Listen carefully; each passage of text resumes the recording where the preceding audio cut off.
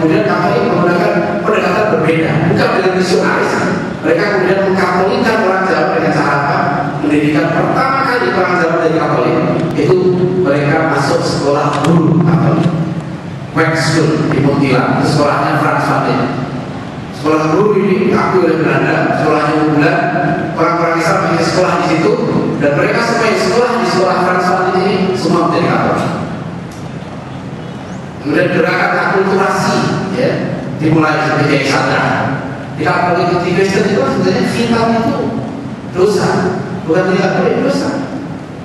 Karena bagi Paulus yang menghitan itu dia menyalahi perintah Tuhan. Hukum khitan zaman Yesus sudah buka. Tapi demi kristenisasi, Kiai Sadra, misionaris di Jawa, makanya dia pakai nama Kiai juga, itu membolehkan orang Kristen untuk menghitan. Nanti cara bagaimana mereka melakukan akulturasi itu. Tapi alhamdulillah sekarang sampai sekarang. Jadi kalau kita lihat laporan beratus-ratus tahun, usaha kristenisasi di tanah Jawa ini tidak berhasil. Kenapa? Karena tokoh-tokoh kita, ulama-ulama kita kokoh melindungi akidah. Itulah kenapa berdiri pesantren di pelosok-pelosok. Saya baru dari pesantren Asal Bagus di situ Bondo. Itu ternyata didirikan oleh Kiai As'ad tahun 1908. Beliau dijaga oleh Belanda, lari mendirikan pesantren di pelosok. Kenapa Gontor di pelosok Ponorogo? Kenapa Teguiran? Kenapa Langitan? Dulu pesantren di pelosok-pelosok. Karena mereka dulu menggunakan strategi dari Imam Al-Ghazali waktu zaman perang salib. Ketika zaman sudah rusak, mereka masuk ke satu lembaga pendidikan dan mereka melakukan kaderisasi. Dan dari lembaga-lembaga pendidikan inilah lahir para pejuang Islam.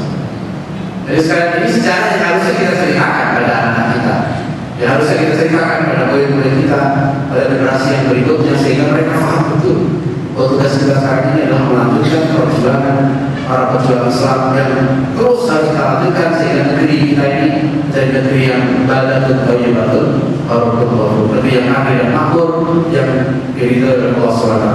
Demikianlah, kemudian tentu ini buku ini baru kami rencanakan 3 jilid, 2 jilid sampai kemerdekaan, karena menulis setelah kemerdekaan dan sampai sekarang ini agak berat, ya.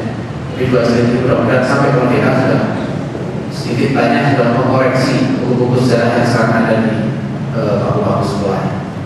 Ya, bukan hanya maksud untuk guru atau murid saja, tapi yang penting juga untuk orang tua. Karena kita orang tua wajib. Anak saya juga 3 orang di pesantren. Setelah saya tanya, sama juga ini persepsinya. Ya, sekarang anak saya sudah baca buku sejarah ini, dan pelan-pelan harus diluruskan lagi apa yang dia terima di sekolahnya, di pesantrennya itu, karena dia keliru. Dia lebih kenal Gajah Mada juga daripada Ayam Buah. Bulan lalu saya ke Jogja ya, UGM.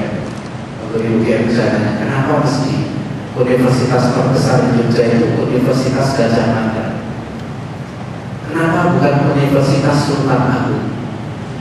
Padahal Sultan Agung itu pahlawan yang hebat.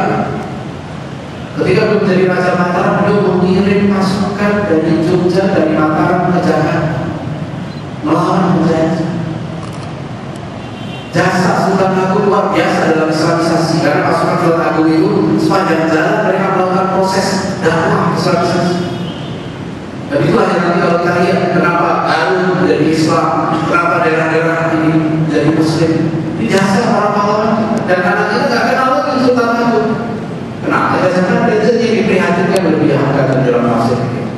Sedih kenapa anak-anak kita lebih mencintai Gajah Mada daripada Raja Mataram, lebih mengenal Hayam Wuruk ya daripada Maulana Malik Ibrahim yang datang dari Samudra Pasai ke Jawa, dan mereka meninggalkan keluarga, ya, meninggalkan negerinya untuk berdakwah di negeri kita.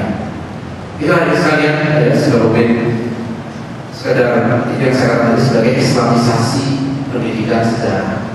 Ya, karena pendidikan sejarah selama ini sudah disekularisasi, maka menurut saya sekarang harus kembali menjadi kita Islamisasikan, ya, sehingga kita tidak keliru memahami pahlawan kita, pejuang kita, dan kita tidak menzalimi mereka.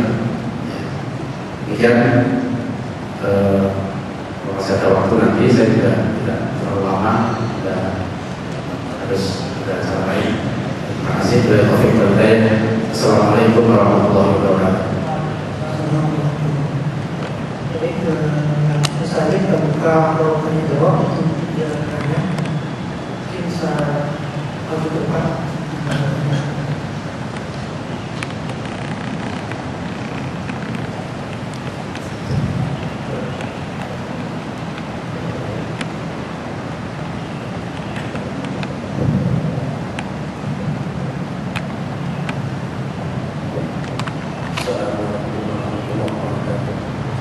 Saya Ali dari Semarang, Jakarta Pusat. Begini ya Bapak ya. Jadi saya mau mengutip satu ayat, dua ayat dari Al-Quran Karim. Bismillahirrahmanirrahim. Wallahu waliyul ladzina amanu yukhrijuhum minan nuri ilal dhulumat. Bismillahirrahmanirrahim. Wallahu waliyul ladzina amanu minan nuri ilal dhulumat. Minadul makinanur waladina kafaru awliyahum tawbun minanur minadulumah. Jadi kalau kita lihat memang sunnah, sunnah.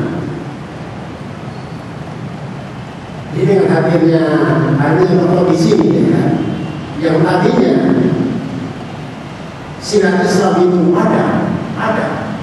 Hari ini tokoh sudah mulai dibangkitkan lagi, cahaya itu mulai bersinar lagi.